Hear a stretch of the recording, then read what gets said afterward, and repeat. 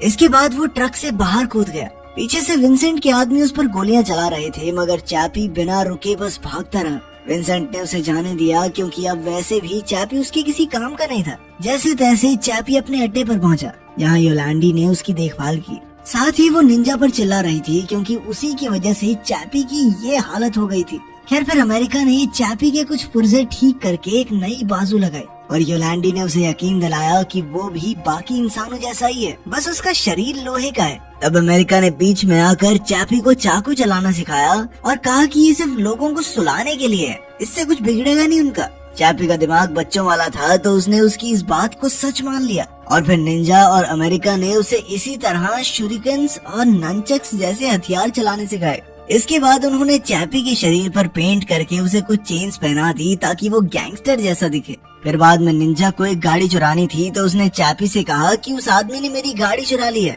और अब हम उससे अपनी गाड़ी वापस लेने जा रहे हैं। ये सुनकर चैपी उस आदमी के सामने गया और उसने गुस्से में आकर गाड़ी बुरी तरह तोड़ फोड़ डाली। साथ ही उस गाड़ी के मालिक पर चोरी का इल्जाम लगाने लगा। फिर उसने उस आदमी को उठाकर दूर पटक दिया। ये देखकर निंजा और अमेरिका ने तुरंत उसे वापस बुलाया और डांटने लगे कि साले ये क्या कर दिया तूने, गाड़ी की तो ऐसी तैसी कर दी, अब वापस क्या लेके जाएंगे। फिर उन्होंने उसे एक बंदूक देकर कहा कि ये चलाने के लिए नहीं, सिर्फ तुम्हारी हिफाजत के लिए है। फिर अगले कुछ घंटों में चैपी ने उनकी बातों में आकर काफी सारी गाड़ियां चुराई। जिन लोगों की गाड़ियां उसने चुराई उन्हें लगता था कि ये कोई स्काउट है, इसीलिए वो डर के मारे कुछ नहीं कर पाते थे। इसके बाद चैपी को एक सुनसान बिल्डिंग में लाया गया जहाँ कुछ गैंगस्टर्स कुत्तों की लड़ाई देख रहे थे। जब उन्होंने चैपी को देखा तो उन्हें लगा कि ये कोई स्काउट है और वो डर कर भाग गए। उधर निंजा और अमेरिका ने चोरी की गाड़ियां बेचकर कई हथियार खरीदे।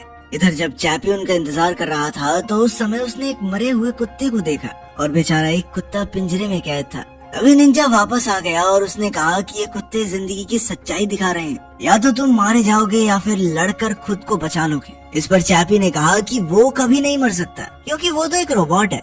इस पर निंजा ने जवाब दिया कि उसकी बैटरी जल्द ही खत्म होने वाली है, उसकी नई बैटरी के पैसे इकट्ठा करने के लिए उन्हें और बड़ी चोरी करनी होगी।